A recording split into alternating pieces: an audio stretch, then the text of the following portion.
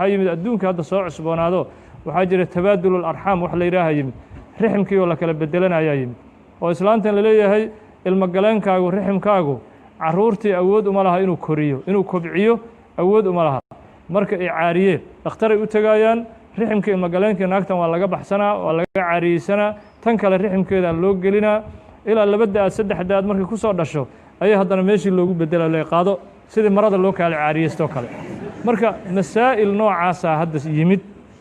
oo waxa weeye masaa'ilka noocaas oo dhan waxay culimadu u yaqaanaan alqadaaya almucaasira ama fiqhu nawaasil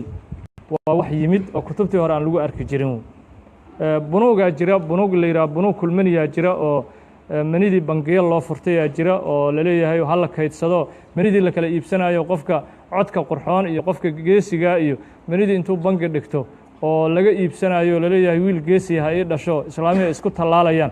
ayaa jira oo yurubka ka jira bunuug kulmaniyaa la yidhaha waxyaalahaas oo dhan waxyaalo lala yaabay oo casrigan yimid oo la yidhaha alqadaaya almucaasira ama